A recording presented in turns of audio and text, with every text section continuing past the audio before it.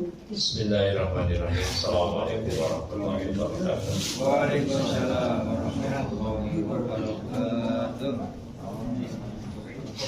Alhamdulillahi wassalatu wassalamu ala rasulillah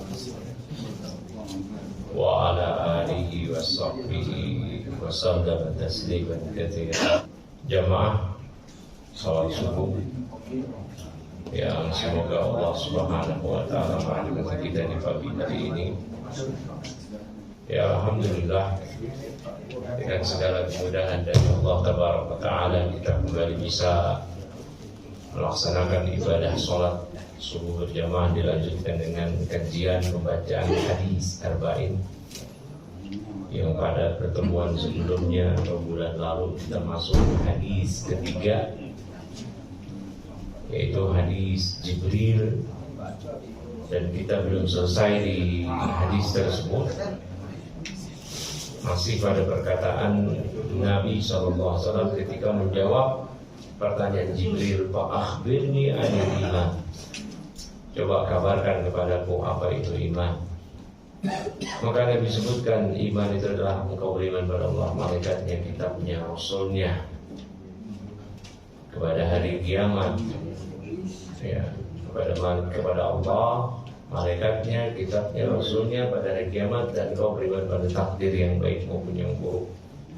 Setelah sebelumnya Nabi SAW menjawab pertanyaan Jibril tentang Islam.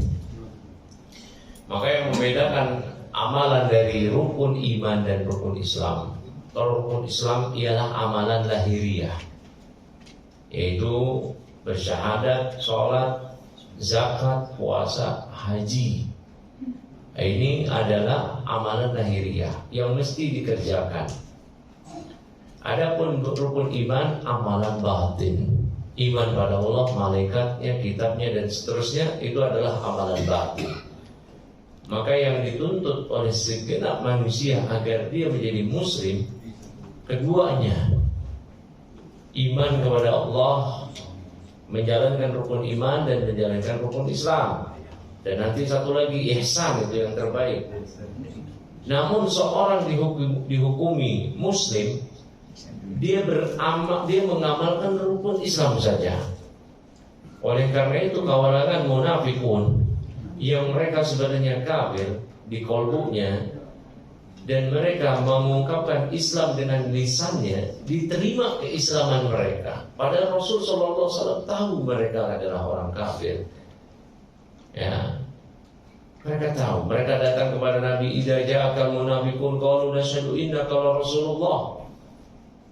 Jika munafik datang kepada engkau wahai Nabi, mereka bersaksi engkau adalah Rasulullah. Wallahu yashhadu innal munafiqina lakadzibun. Wallahu ya'lamu innaka Rasulullah. Wallahu yashhadu innal munafiqina lakadzibun. Allah mengatakan engkau adalah Rasul, dan Allah mempersaksikan munafik itu dusta. Banyak ayat sekali yang mempersaksikan kekafiran munafikun yang turun di saat itu. Dan Rasul SAW tahu siapa munafik-munafik. Bahkan gembong mereka, Abdullah bin Ubay bin Salul, itu ikut sholat bersama Nabi.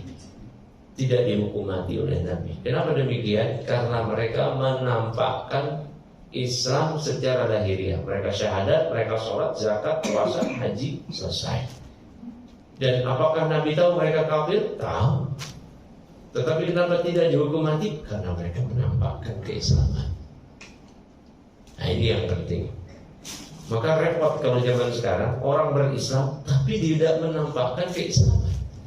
Dia tidak mau sholat, tidak mau zakat, tidak mau puasa, tidak mau haji, padahal mampu. Padahal dia Islam. Dia nggak mau syahadat. Oke, dia mau syahadat. Syahadat harus dengan konsekuensinya, karena iman itu adalah ucapan dengan lisan, amalan dengan anggota badan, dan keyakinan di kolbu. Itu iman kepada Allah. Maka iman kepada Allah yang dia mempersaksikan la ilaha illallah, maka dia harus mengimani bahwasanya tidak ada ilah, tidak ada sembahan yang berhak disembah dengan benar kecuali Allah. Ini ucapannya. Keyakinannya, dia harus yakini demikian bahwasanya sembahan selain Allah batil, pemeluknya kafir. Agama selain Allah kafir, agama yang hak hanya Islam. Kalau di sini aja dia udah ragu, gimana dia mau bersaksi dengan syahadat la ilaha illallah? Dia mengucapkan syahadat la ilaha illallah, tapi nggak boleh kita mengkafirkan agama-agama lain. Jangan merasa benar sendiri. Lah terus mengucap la ilaha illallah itu maknanya apa? Oh jangan. Kita mesti toleran. Ini toleran bablas. Toleran sejak dulu kita nggak usah diajarin toleran. Lihat tuh di RT kita, di RW kita, minoritas tuh mereka aman aja. Coba kalau berbalik keadaan kita yang minoritas, Pak, udah kelar. Mau di mana? Di Kamboja, di Rohingya, di Cina, di Uyghur, di Bosnia. Mau di mana? Nggak usah nunggu waktu. Realita, fakta udah terjadi. Dan memang seperti itu. Nggak perlu kita nunggu minoritas. 50-50 aja, selesai. Apalagi kita minoritas. Jadi nggak perlu ngajarin intoleransi kepada kaum muslimin. Kita yang udah terdepan duluan. Kita bahkan nggak ganggu mereka, hak-hak mereka kita lihat, nggak ada yang ganggu. Rumah mereka kita lempar petasan. Dengan klaim kafir ini, biarin lo, nggak ada. Namun kalau ada seorang mengucapkan syahadat, oh jangan mengkafirkan Nasrani Yahudi. Udahlah, Anda itu belum berislam. Perbaiki lagi syahadatnya, tobat. Loh, saya udah berislam di syahadat. Iya, Islam itu bukan cuma di lisan, keyakinan juga. Karena kalau Islam itu di lisan, maka Abdullah bin Ubay bin Salul itu sudah Islam. Namun ternyata Allah menyatakan mereka itu munafik, bahkan fidarkil asfali minan nar, di kerak neraka. Orang munafik yang menampakkan keislaman, mengucapkan syahadat, tetapi menyembunyikan kekufuran.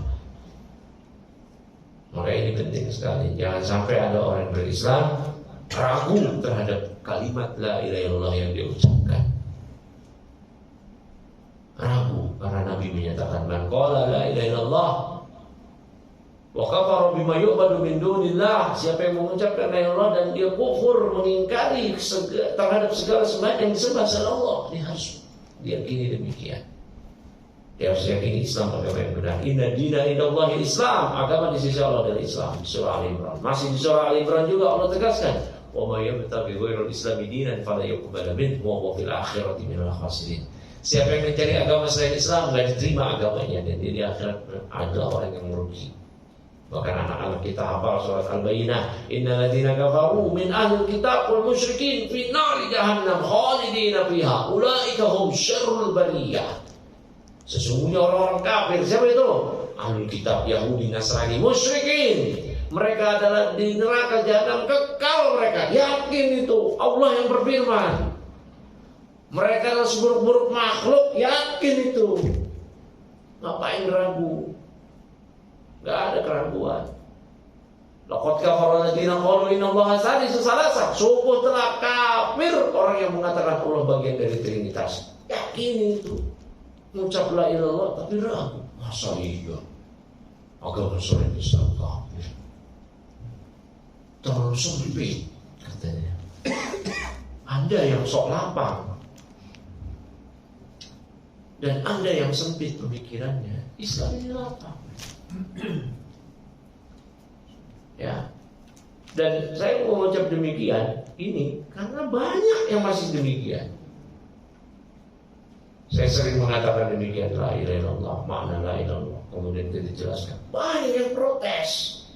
Oh, nggak boleh begitu dong, Ustaz. Kita merasa benar sendiri. Kita kan juga toleran. Nah, ini toleran bablas ini. Ya. Kalau selain agama Islam benar, kenapa nggak berselain Islam aja? Coba. Ya udah, jadi aja Hindu, jadi aja Buddha, mau enggak? Ya nggak mau. Ya, berarti jelas kebenaran Islam. Sama bilang tuh kepada orang-orang musyrik, orang-orang kafir yang mereka Nasrani, mereka Hindu, Buddha, yang mereka bukan Islam. Kalau mereka meyakini semua agama benar, ayo ya ucap syahadat di sini, mengucapkan 2 kalimat syahadat, kemudian kita menjalankan rukun Islam, tinggalkan peribadatan yang terdahulu, karena Anda meyakini semua agama benar. Nah, Islam ini benar, tinggalin dulu. Gak mau. Barakallahu fikum. Ya, mungkin dulu orang kafir ada yang mau, ada orang kafir yang mau, kayak dulu ya, peneliti dari Leiden Belanda yang bekerja untuk VOC, siapa namanya itu, Snok, susah namanya, Snok siapa sih? Itulah. Dia menyamar jadi Muslim sampai belajar ke Mekah. Agama mereka memang beda sama kita. Kalau agama kita, iman itu adalah ucapan dengan lisan, amalan dengan perbuatan, keyakinan di kolbu. Maka kita nggak boleh kayak mereka pura-pura kafir insannya, tapi hatinya mengingkari, nggak bisa. Kita pura-pura mengingkari, yang penting hatinya yakin, nggak bisa. Kalau kayak begitu semua, yang penting hatinya, Fir'aun, Abu Thalib dan segenap musyrikin Quraisy sudah teranggap Islam. Mereka meyakini kebenaran Nabi, Fir'aun meyakini kebenaran Musa. Namun ingkar di lisan, ingkar di perbuatan, dan tidak dinilai keyakinan mereka yang membenarkan risalah Nabi tersebut oleh Allah. Tidak dinilai. Kenapa? Karena iman, ucapan dengan lisan, amalan dengan perbuatan, dan keyakinan di kolbu. Seorang melakukan kekufuran tidak diterima uzurnya, kecuali jika dia dipaksa akan dibunuh kalau tidak memperturutkan apa yang mereka inginkan dari kekufuran, baru diberi uzur. Tapi kalau enggak, udahlah kita toleran aja lah, kita nyobain aja sekali-kali ya. Gak bisa Pak, gak bisa.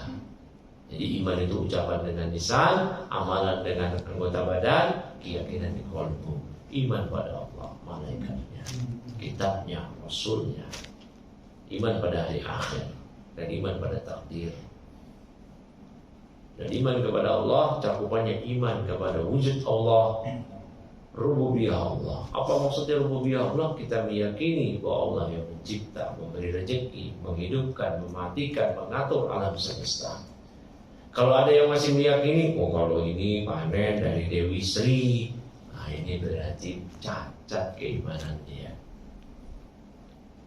Oh ini penjagaan ini karena ini Roro Kidul, karena Bawong Rekso, karena cacat keimanan dia.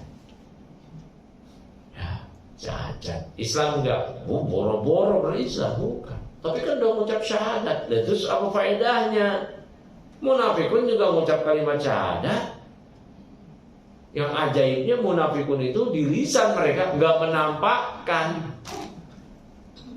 kekufuran mereka. Lah ini orang mengucap kalimat syahadat, dia menampakkan, boleh kok beribadah pada selain Allah, boleh kok. Lah ini lebih buruk daripada munafik. Ya, barakallahu fikum. Dan jamaah menyampaikan kayak begini, atau jamaah berbicara kepada teman-teman kita, saudara kita, oh mungkin akan mendapatkan penentangan, ya kan? Penentangan. Oh nggak bisa begitu, ya inilah realitanya. Berarti hal yang pertama mesti dibenahi dari umat ini adalah perkara akidah mereka, keimanan mereka. Betapa banyak orang-orang yang mengklaim sebagai Islam, di KTP-nya tertulis Islam, namun dia keberatan kalau disebut Islam satu-satunya agama yang benar. Dengan dalih kita nggak boleh merasa benar sendiri. Dan jamaah untuk yang seperti ini itu nggak ada kompromi, nggak ada kompromi.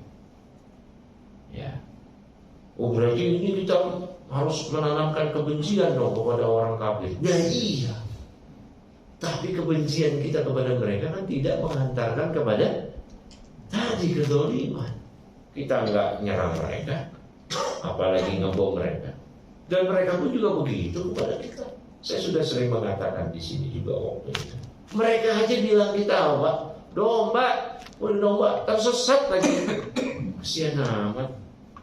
Domba Pak, udah domba tersesat lagi. Kalau kita masih berberi kemanusiaan, dia orang kafir tuh, orang. Kita nggak sebut dia domba kafir, orang kafir. Dan kafir itu termaktub di Kamus Besar Bahasa Indonesia. Apa sih artinya kafir? Orang yang tidak beriman kepada Allah dan Rasulnya. Nggak percaya? Silakan buka KBBI, Kamus Besar Bahasa Indonesia. Nggak usah ribet-ribet Pak, buka yang gede-gede itu. Cukup buka aplikasinya di handphone. Kalimat kafir di KBBI muncul itu. Barakallahu fikum. Ya. Jadi hal seperti ini adalah hal yang sangat fundamental yang harus diyakini sejak awal. Kalau ada orang bicara agama kesana kemari, yang kayak begini aja dia nggak ngerti, wah rugi. Kita harus memang betul-betul barok. Apa itu barok? Berlepas diri kepada orang kafir dan agama mereka. Barok berlepas diri dalam bentuk apa? Kita tidak mencintai mereka, membenci mereka. Iya. Allah jelaskan di Al-Quran. Qad kanat lakum uswatun hasanatun fi Ibrahim walladzina ma'ah idh qalu liqaumihim inna bura'a'u minkum wa mimma ta'buduna min dunillah kafarna bikum wa qad bada bainana wa bainakum al-adawatu wal baghdha'u abada hatta tu'minu billahi wahdah. Sungguh telah ada suri tauladan pada sosok Nabi Ibrahim dan nabi-nabi yang lain bersama beliau. Ketika mereka para nabi ini yang dikomandoi oleh Nabi Ibrahim berkata kepada kaumnya yang kafir, kami berlepas diri daripada kalian dan sembahan-sembahan kalian dan Tuhan-Tuhan yang kalian sembah. Kafarna bikum, kami kafirkan kalian, kami ingkari kalian. Wa qad bada bainana wa bainakum al-adawatu, dan sungguh telah nampak antara kami dan kalian al-adawah, permusuhan, wal baghdha, kebencian. Sampai kapan? Abada, selama-lamanya. Ada batas akhirnya? Iya, hatta tu'minu billahi wahda, hingga kalian beriman pada Allah semata. Ketika tetap mempertahankan kekufuran, tidak mau beriman pada Allah, maka disitulah bertahan kebencian kita, permusuhan kita kepada mereka. Ini harga mati yang gak bisa ditawar-tawar. Masalah toleransi, ingat, kita udah toleransi sejak dulu. Dia non-muslim di RT kita, aman mereka, aman. Ada yang jadi Pak RT ketika menerapkan iuran kepada warga, nggak dibedain kan? Ini kakak ini muslim, iuran RT misalkan 50.000 atau 100.000. Oh yang ini non muslim nih jadi 700.000, nggak ada yang kayak gitu kan? Kalau masalah toleransi kita nggak usah diajarin. Kakek-kakek kita, nenek-nenek kita, nenek moyang kita udah ngajarin. Barakallahu fikum. Saya aneh ini Pak ya. Ketika saya menyampaikan kayak begini, ada yang protes. Mungkin di antara jamaah juga protes, nggak apa-apa. Ilmiah. Oh ini kita merasa benar sendiri. Ya. Ini amalan lahiriah Pak. Yang ingat tadi, munafik aja mereka dihukumi muslim ketika mereka mengamalkan ini. Mereka bersyahadat, mereka sholat. Ini rukun Islam. Juga sholat. Munafik sholat bareng sama Nabi. Di masjid bareng sama Nabi. Nabi tahu mereka kafir, tapi tidak dihukum mati. Kenapa? Mereka mengamalkan rukun Islam. Kalau ada orang berislam berucapkan kalimat syahadat tapi nggak sholat, lah dia lebih buruk daripada munafik. Nggak sholat, mau bicara agama nggak sholat. Allah firmankan, wa aqimus sholata wa la takunu minal musyrikin. Tegakkanlah sholat, jangan kalian jadi orang musyrik. Kenapa? Karena kata Rasulullah SAW, baina rajul wa syirki tarkus shalah. Pemisah antara seseorang dengan kesyirikan ketika dia meninggalkan salat. Dalam riwayat Ahmad, An-Nasa'i dan yang lainnya, Nabi sallallahu alaihi wasallam menyatakan, al-ahdu alladzi bainana wa bainahum shalah wa man tarakaha faqad kafar. Perjanjian antara kita dengan orang kafir yang memisahkan kita dengan mereka adalah salat. Siapa yang meninggalkan salat, dia kafir, Nabi yang bilang. Allah firmankan kepada kita, mengajarkan kepada kita, kapan sih seorang kafir dia jadi mu'alaf dan menjadi saudara kita seagama? Fa in tabu wa aqamus sholata wa atau zakata fa ikhwanukum fid din. Jika mereka orang-orang kafir tersebut taubat, mengucapkan dua kalimat syahadat, mereka mengerjakan sholat, mereka menunaikan zakat, barulah mereka saudara kalian seagama. Berarti orang yang baru syahadat nggak sholat bukan saudara kita seagama. Nabi sabdakan, umirtu an uqatilan nas hatta yaqulu la ilaha illallah wa anna muhammadar rasulullah wa yuqimu sholata zakat. Aku diperintahkan oleh Allah untuk memerangi manusia hingga mereka mengucap dua kalimat syahadat, hingga mereka sholat, hingga mereka membayar zakat. Fa in fa'alu dzalika asamu bidima'ahum wa amwalahum illa bihaqqiha.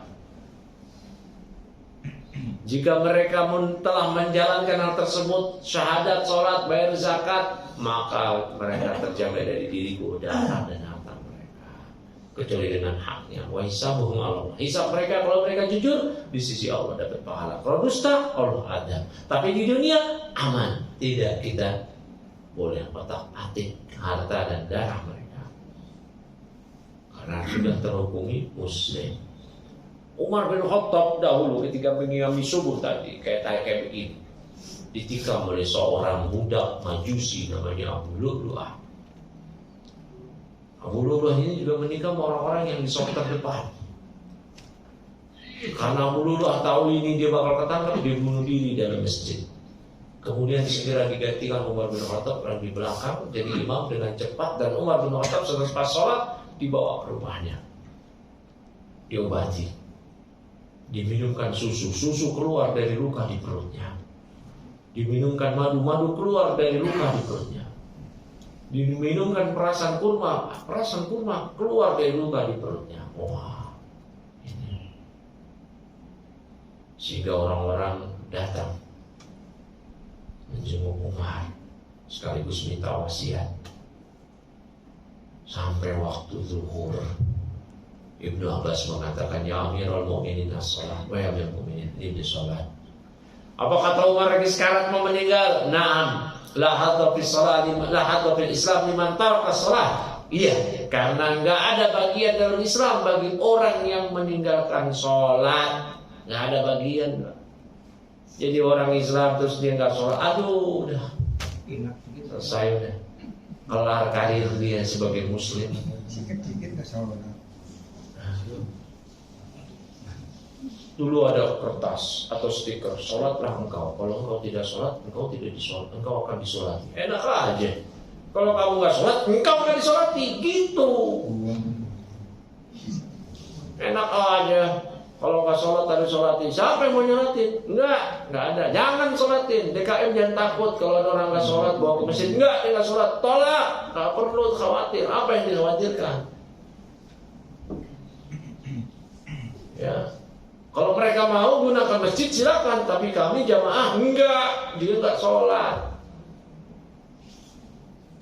Dia enggak sholat, kecuali dia sholat di rumah tapi enggak ke masjid, dia tetap menunaikan sholat. Tapi kalau sudah jelas nyata dia enggak sholat, apalagi kalau di aliran eling-elingan. Yang penting eling, eling.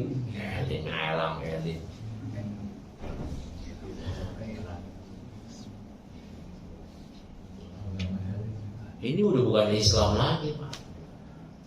Ya.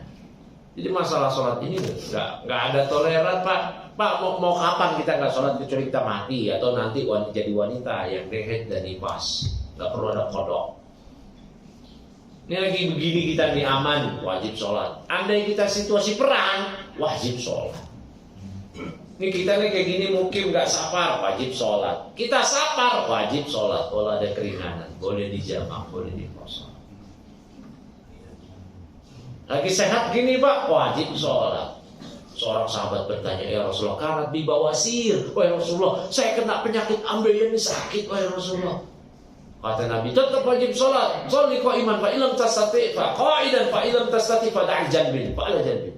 Sholat kamu berdiri, kalau kamu nggak mampu duduk, kalau nggak mampu juga berbaring. Kata Nabi begitu. Nabi nggak kasih dispensasi. Oh, kalau kamu sholat, perek dulu sholatnya ya sampai sembuh. Itu agama apa? Bukan agama Islam.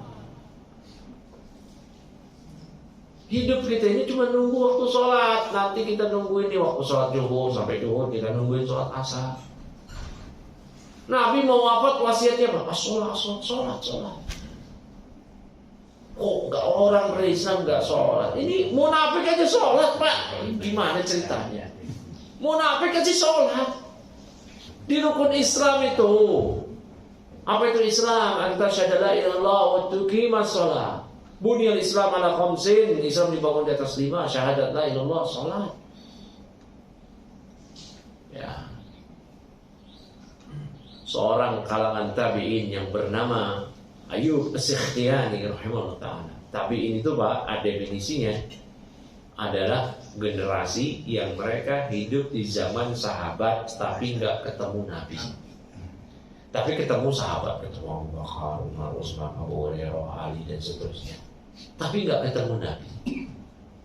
Kalau sahabat orang yang berjumpa dengan Nabi, mati dalam keadaan beriman. Nah, tapi ini mengatakan, ya, kata seorang tabi'in ini Ayub As-Sikhtiyani. Kata beliau, kunna nara, kami berpandangan, anna tariku salat kufrun wala nakhtalifu fihi, bahwa orang yang meninggalkan sholat adalah kekafiran dan kami tidak berselisih pendapat terkait hal itu. Seorang tabi'in juga namanya Abdullah bin Syaqiq rahimahullah ta'ala menyatakan, kana ashabu Muhammadin sallallahu alaihi wasallam la yarawna syai'an min al-a'mali tarikuhu kufrun ghairu shalah.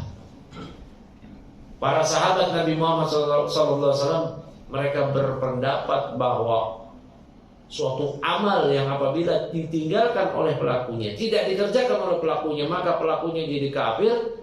Itu mereka tidak berpandangan suatu amal bisa menyebabkan kafir kalau ditinggalkan selain sholat. Sholat itu tiang agama. Kalau dianalogikan dengan tubuh, dia bagaikan kepala bagi jasad. Ya, ada orang Islam nggak sholat, terus nanti Ramadan nggak sholat, sholatnya sah apa enggak? Jawabannya bukan puasanya sah apa enggak, Islamnya sah apa enggak, gitu. Ya, ini ada orang puasa Ramadan tapi dia nggak sholat, sholatnya puasanya sah apa enggak? Salah pertanyaannya, Islamnya sah apa enggak, gitu. Kalau puasanya jelas nggak sah. Puasa doang. Ya, kalau puasanya jelas nggak sah. Orang puasa nggak sholat. Puasa Ramadan wajib, betul, kutiba alaikumussyam, wajib. Tapi sholat lebih wajib. Ada orang yang dia sholat tarawih nggak sholat isya. Tarawih sunnah, isya wajib. Dia sahur nggak sholat subuh. Dia sahur, tapi gak sholat subuh. Sahur tidur, habis tidur ya udah aktivitas. Nah, gimana itu? Jadi DKM jangan takut untuk menolak untuk mensolat di jamaah yang enggak bukan jamaah, ada orang yang enggak sholat di masjid, yang enggak sholat. Kalau jamaah yang di masjid. Ketika dia nggak sholat, dia udah tahu, dia udah terkenal dia nggak sholat, keluarganya ngabarin dia nggak pernah sholat. Ya udah tolak, nggak usah takut. So takut sama manusia, takut sama Allah. Nah, nggak usah takut. Ya kalau kamu mau sholat, sholatin aja kamu dan keluarga. Kita aja KM kan. Kita mengimbau jamaah juga nggak sholatin dia. Ini efek jerah. Orang kan mikir, sekarang ini orang nggak main-main terhadap sholat itu. Sholat itu dianggap remeh. Sholat dianggap remeh. Sholat berbarengan waktunya dengan dunia dia, gampang orang ninggalin sholat. La haula wa la quwwata illa billah.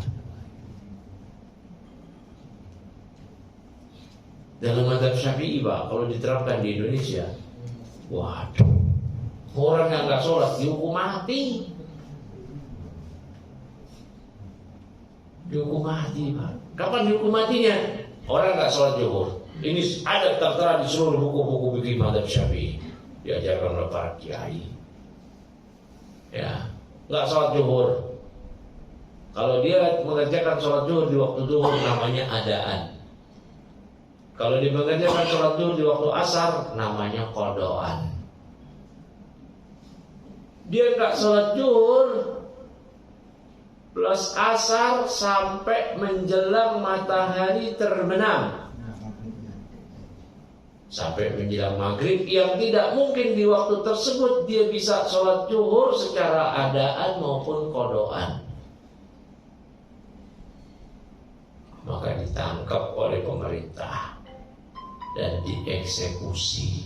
Eksekusi apa? Dicubit, mati, dipenggal kepalanya. Tapi ingat, yang mengeksekusi dan menangkap bukan individu, tapi pemerintah. Pemerintah kita kok menangkap? Nah itu, mereka ditangkap nanti di akhirat. Bukan urusan kita. Ya. Sama dalam berbagai buku-buku fikih mazhab Syafi'i, misal diungkapkan oleh Khatib Asy-Syabini dalam Muqbil Muqtaj. Orang yang nggak puasa ditangkap pemerintah, dipenjara sampai nanti berbuka, dan selama di penjara nggak dikasih makan. Puasa juga, tapi kan dia udah mau puasa, pagi-pagi makan, ditangkap, masuk ke penjara, dan nggak dikasih makan. Ya, itu Pak, begitu. Wah, masa gitu sih? Nah, ini memang begitu. Barakallahu fikum. Ini amalan lahiriah, rukun Islam. Zakat juga demikian.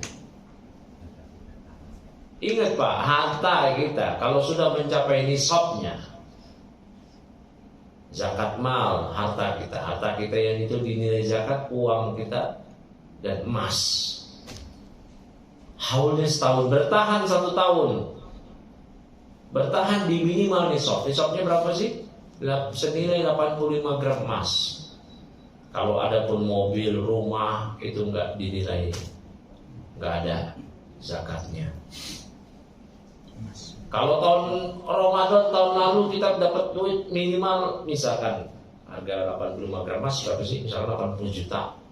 80 juta. Apakah dalam bentuk emas atau uang? Dan Ramadan tahun ini masih bertahan segitu, maka wajib zakat tahun ini 22,5%. Ada orang lebih peduli sama pajak. Oh, bentar lagi nih, jadi tempo pajak. Pajak warisan Romawi Persia, warisan company Belanda, dia taat. Pajak, bayar pajak Pak, nggak perlu ikhlas. Ngapain ikhlas bayar pajak? Hah? Mau ikhlas? Hah? Rugi. Saya ikhlas. Ikhlas apa? Orang bayar pajak terpaksa semua kok. Nah.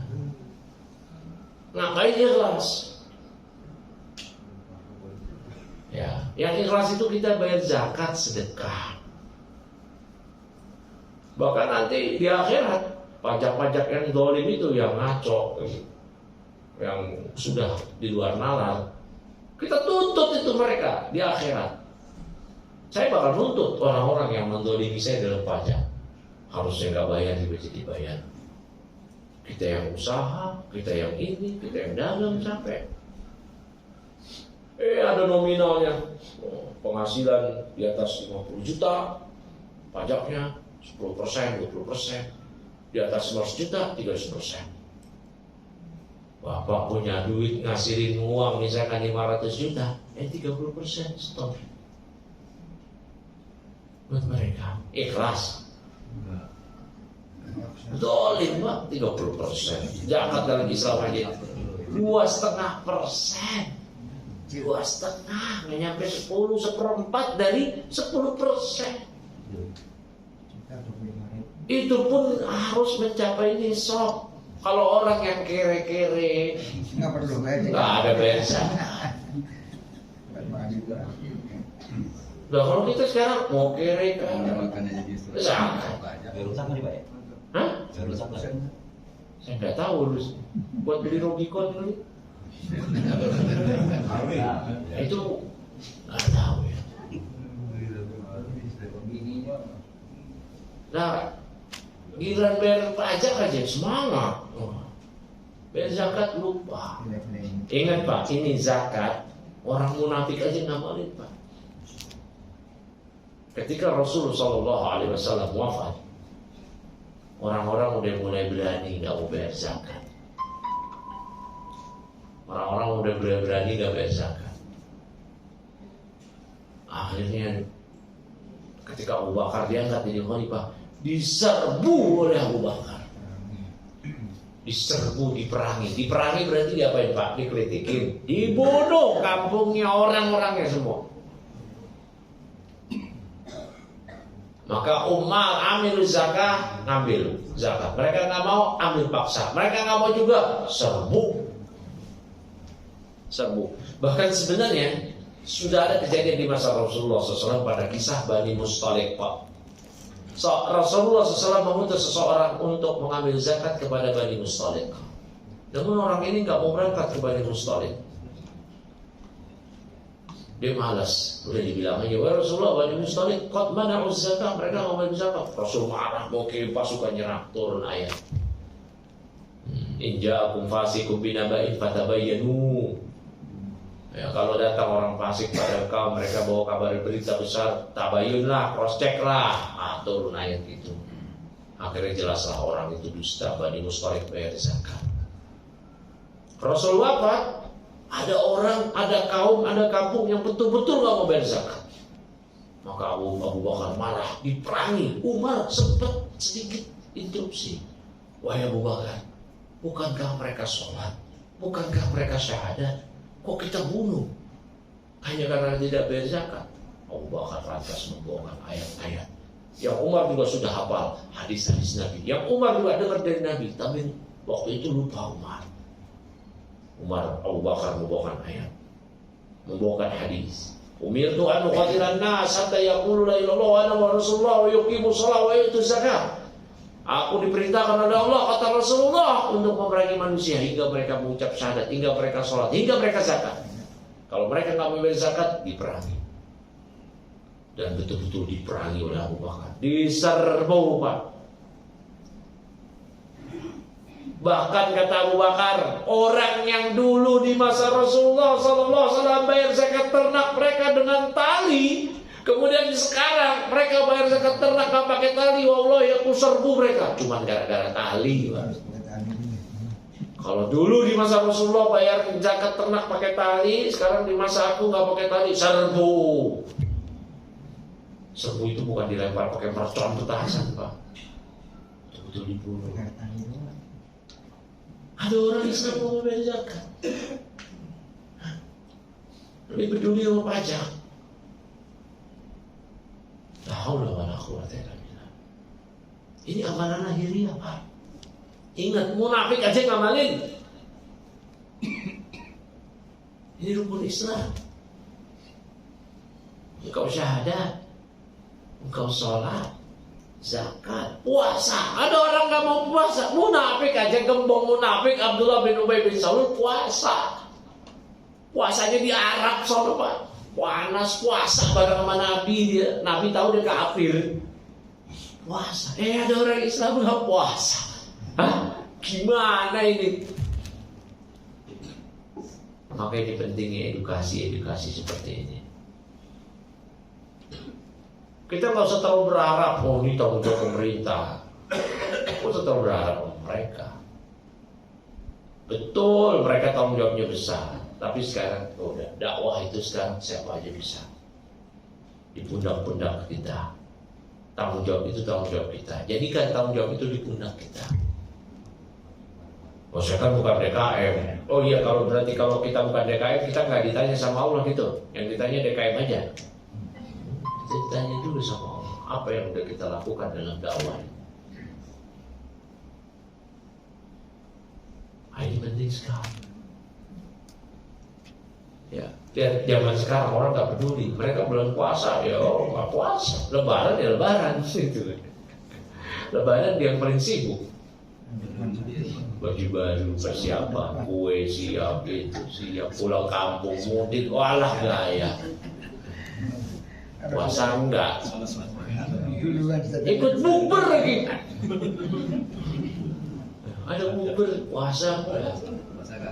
Paling depan lagi sahabatnya. Waduh, ikut bukber. Kalau bicara agama paling sok tahu. Sholat enggak, puasa enggak, bicara agama. Oh, kita jangan merasa benar sendiri. Udah, minggir. Nah, yang kayak gini minggir. Ngapain bicara agama? Sholat aja.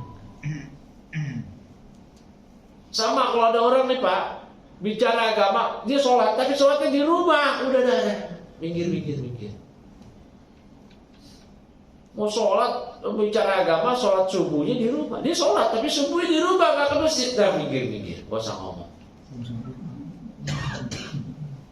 Maka kalau ada yang cuap-cuap ngomong agama, siapapun, apalagi udah ustaz, sholat subuh di rumah, udah minggir. Ya, minggir dulu. Sholat subuh di rumah, pakai mukena.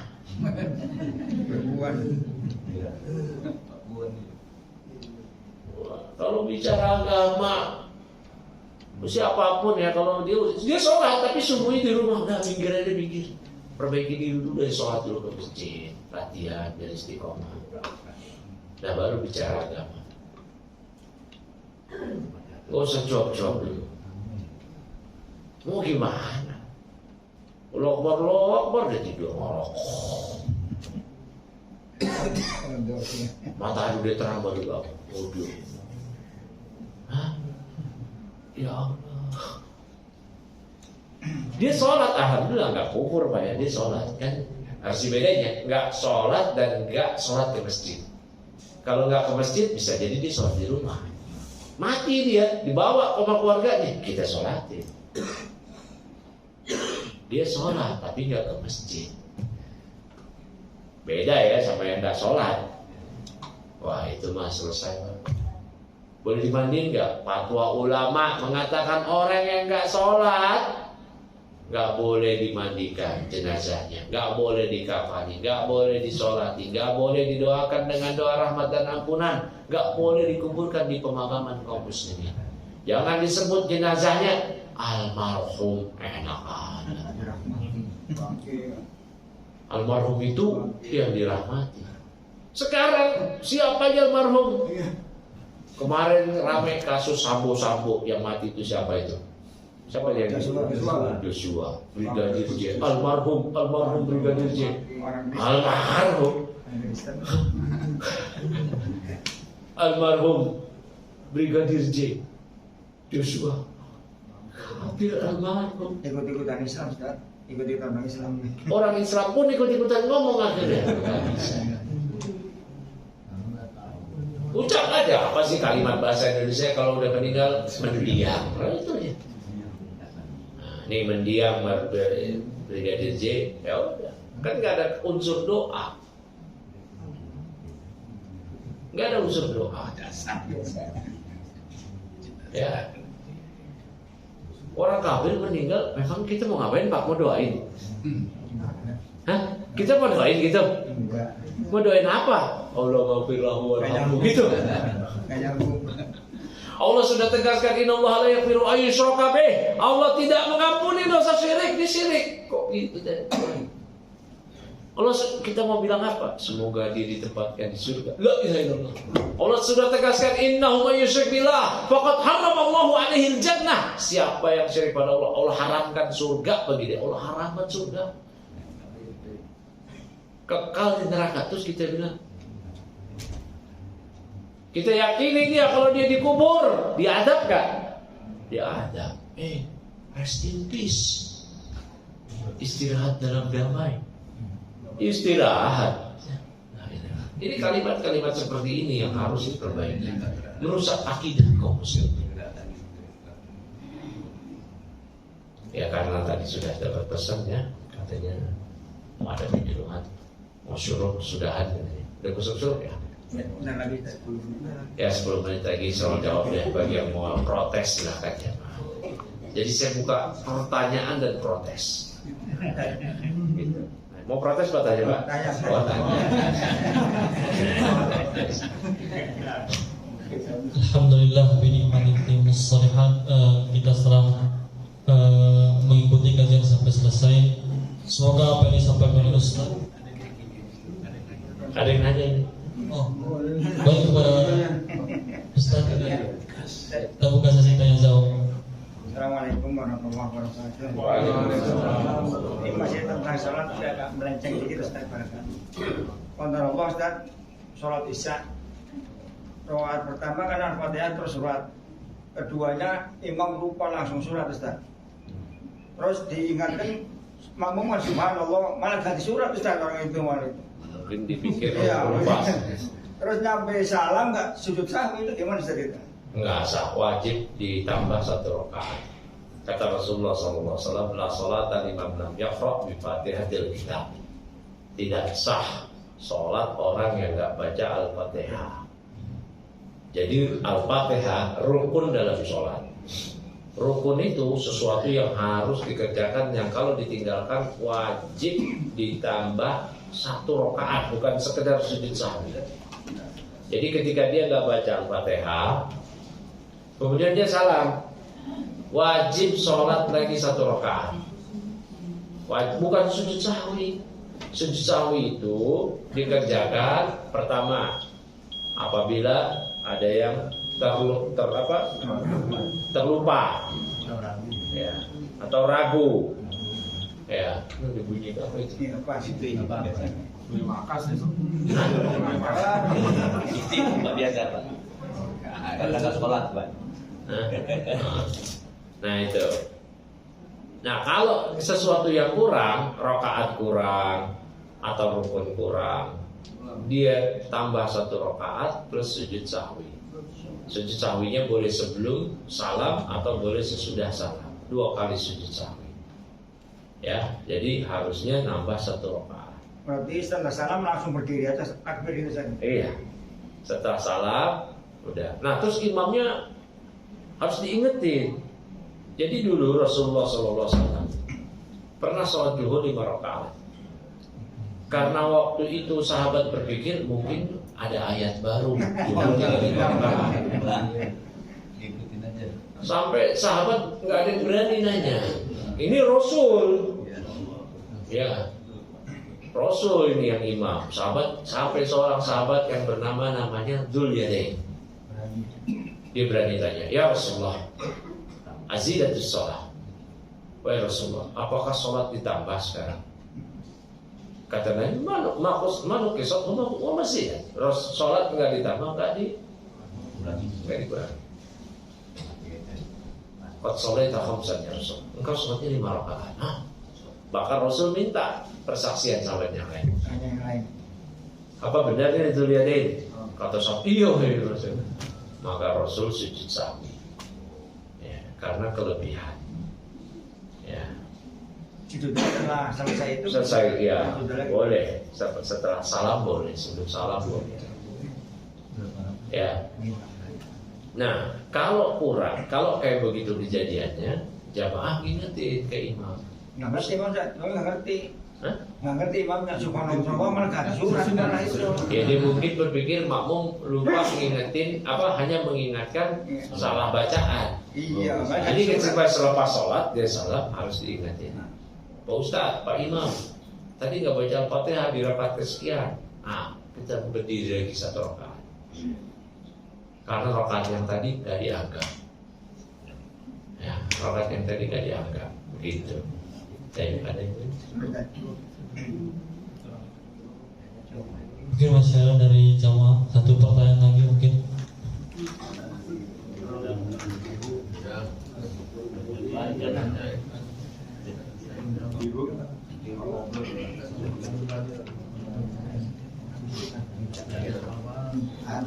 Gara-gara ini kita tertunda nggak ada. Kita aja dulu. Ini berat. Ah. Bagaimana cara kita kan ada yang saudaranya itu masih kafir tadi Ustaz. Gimana cara Familinya. iya family untuk berapa ya? Di bahasa kita tuh untuk menyambung silaturahmi dan dalam kaitannya beragamanya agar tidak bermasalah. Terus apa yang harus mungkin diterapkan sementara kita juga dalam masalah keilmuan agama ini mungkin Ya. Misalkan di keluarga ada yang non Islam. ada kasusnya mertua seperti satu keluarga. Ya. Ya, dulu juga di masa sahabat Abu Hurairah ibunya kafir. Kalau di keluarga kita, ya kita berbuat baik kepadanya, namun nggak ada namanya wala, loyalitas kepada dia. Nabi Ibrahim bapaknya kafir, Nabi SAW papanya kafir. Ya, Abu Thalib. Abu Hurairah waktu itu ibunya kafir. Nabi Ibrahim bapaknya gak dapat hidayah, paman Nabi gak dapat hidayah, pamannya Abu Thalib. Namun ibunya Abu Hurairah dapat hidayah. Ya. Nah, berbuat baik kepada mereka boleh nggak? Boleh. Tapi ada batasannya. Berarti berbuat baik aja kepada mereka. Mertua kafir karena istri kita masuk Islam. Ya, kita ajarkan kepada istri kita tetap berbuat baik pada ibunya, bapaknya. Tetapi nggak lebih dari itu, hanya sekedar hubungan ibu dan anak, hanya sekedar hubungan ibu atau orang tua dan anak. Nggak ada loyalitas, Pak. Artinya ketika nanti mereka Natalan atau mereka ke kuburan, kita nggak boleh ikut andil, apalagi memberikan ucapan selamat. Kalau mereka memusuhi Islam, selesai. Pernah dengar nama sahabat namanya Abu Ubaidah Amr ibn Jarrah enggak, Pak? Itu salah satu seorang sahabat yang dijamin masuk surga. Di antara 10 orang sahabat yang dijamin masuk surga, salah satunya namanya Abu Ubaidah Amr ibn Jarrah. Ketika perang yang pertama dalam Islam, perang apa, Pak? Perang pertama dalam Islam? Perang Badar terjadi. Abu Ubaidah Amr ibn Jarrah berada di barisan kaum muslimin. Bapaknya dia, bapak kandungnya berada di barisan kafirin, dan dia duel, Pak. Dan bapaknya dipenggal. Siapa? Abu Ubaidah Amr ibn Jarrah. Allah celaka, Allah puji. Allah puji, Pak. Baca surat terakhir, ayat terakhir dari surah Al-Mujadilah. Ayat yang bunyi awalnya qad sami'allahu qawla allati tujadiluka fi zawjiha wa tashtaqi ila Allah. Ayat terakhirnya Allah berfirman di ayat terakhir, la tajidu qauman yu'minuna billahi wal yawmil akhir yuwadduna man hadallaha wa rasulahu walau kanu. Kata Allah Subhanahu wa taala, engkau wahai Nabi enggak akan mendapati suatu kaum yang mereka katanya cinta kepada Allah, beriman pada Allah dan hari akhir, namun mereka menjalin kasih sayang kepada orang-orang yang memusuhi Allah dan Rasul-Nya, walaupun mereka kerabat berdekat. Waktu itu di medan Badar juga Umar bin Khattab duel sama pamannya. Tapi yang betul-betul dahsyat Abu Ubaidah Amr ibn Jarrah dan bapaknya. Abu Bakar As-Siddiq di barisan kaum muslimin, anaknya Abu Bakar waktu itu masih kafir, namanya Abdurrahman bin Abi Bakar. Abdurrahman ketika masuk Islam bilang, wahai ayah, dulu waktu di Badar saya melihat ayah, cuma saya ngindar. Kata Abu Bakar apa? Demi Allah, seandainya saya melihat kamu, saya tinggal kamu. Nah, jadi ketika sudah masuk ke ranah seperti ini, udah selesai. Tapi kalau enggak, tetap kita menjalin hubungan kepada orang tua yang non muslim, ya berbuat baik sebagai anak, keponakan sebagai paman kita kafir, kita sebagai ponakan berbuat baik. Tetapi kita tidak masuk ke ranah agama. Itu sembilannya kalau Apa? sembilannya Sembil- kalau haram enggak? Sembelihan. Potongin ayam gitu. Sembelihan orang kafir halal dengan syarat pertama dia ahlul kitab. Yahudi Nasrani. Yang kedua dengan nama Allah. Ya. Wa ta'amul ladzina utul kitab hillul lakum, kata Allah. Dan sembelihan makanan orang-orang yang ahlul kitab halal buat kalian kalau mereka nyembelih dengan nama Allah. Yang kedua mereka Yahudi Nasrani. Hindu, Buddha, Konghucu enggak, mereka nyebut nama Allah kayak bangkai sebenarnya. Ya. Dengan syarat menyebut nama Allah. Jangankan ahlul kitab, ada muslim nyembelih rokok. Ha bangkai. Padahal dia muslim. Ya baik. Nah, terus gimana kalau kita bertamu ke rumah-rumah mereka? Disediakan makanan begitu. Ya, telah banyak berbagai hadis riwayat ya mengenai hal ini yang menunjukkan bahwasanya kita nggak boleh makan di aniyah mereka, di bejana mereka. Kenapa? Karena mereka biasanya makan yang di situ sesuatu yang najis, anjing, babi, homer. Ya, orang kafir masak pakai homer pak, pakai homer, pakai amju, pakai sake itu homer. Saya pernah nonton video masak daging di hutan di YouTube, wah ini enak nih dagingnya. Pakai whisky, ya orang kafir biasa begitu, masaknya pakai homer. Ya mantap.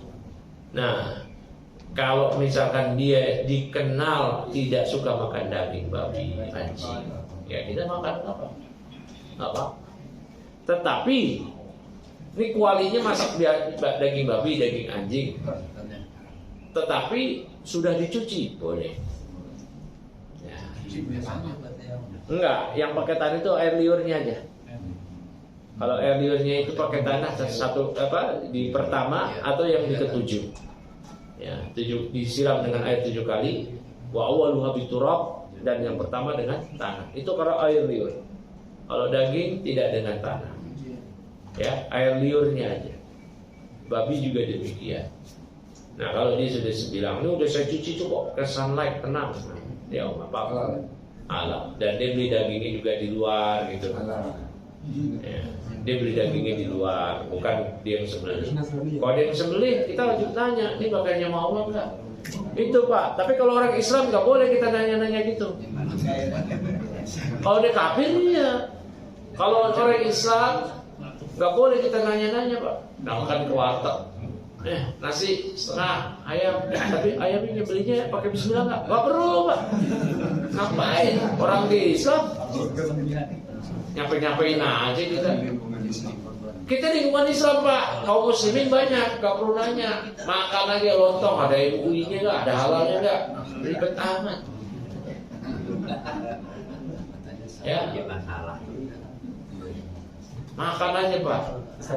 Kan suka ada perbincangan itu Nasrani Yahudi yang dulu gitu, bukan sekarang modern di. Ya, Yahudi Nasrani dulu sama sekarang bedanya apa? Yahudi di masa Nabi nyembah Isa, nyembah Yesus. Yahudi zaman sekarang nyembah Yesus. Sama. Mungkin bukan di situ. Kalau berdalih dengan itu lemah. Sebagian fuqaha Syafi'iyah membedakan. Ahlul kitabnya itu Bani Israel. Bani Israel. Sebagian ulama Syafi'iyah mengatakan ahlul kitab yang wanitanya boleh dinikahi oleh pria muslim. Hanya wanitanya, prianya nggak boleh. Prianya nggak boleh nikahin muslimah, itu ngaco. Wanitanya dan yang boleh dinikahi oleh pria muslim. Dan sembelihannya kalau dia mengucap bismillah halal dimakan oleh seorang muslim. Sebagian Syafi'iyah mengatakan ahlul kitab kalau dia Bani Israel. Kalau kayak kita, maaf, Kristennya Ambon, Batak, Jawa, nggak masuk. Sebagian fuqaha Syafi'iyah berpendapat begitu. Tapi kalau mengatakan ini kan ahlul kitab zaman dulu, sekarang emangnya bedanya apa ahlul kitab di zaman Nabi sama kita sekarang? Apa di zaman Nabi nyembah Allah, di zaman sekarang nyembah Yesus? Di zaman Nabi mereka udah takbir. Emangnya bedanya apa?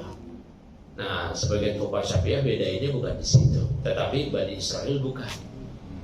Kalau mereka Bani Israel, nah itulah Bani Israel. Ya, kayak Yahudi yang ada di Israel sekarang.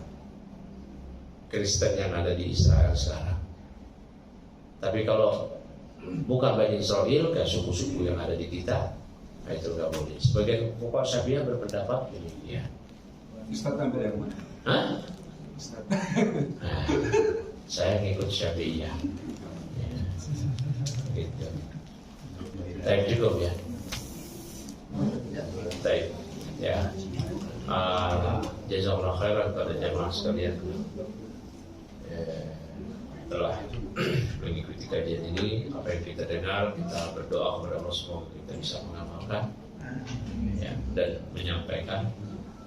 Dan kekeliruan yang datang dari saya mohon maaf atas segala kesalahan. Topik wassalamualaikum warahmatullahi wabarakatuh.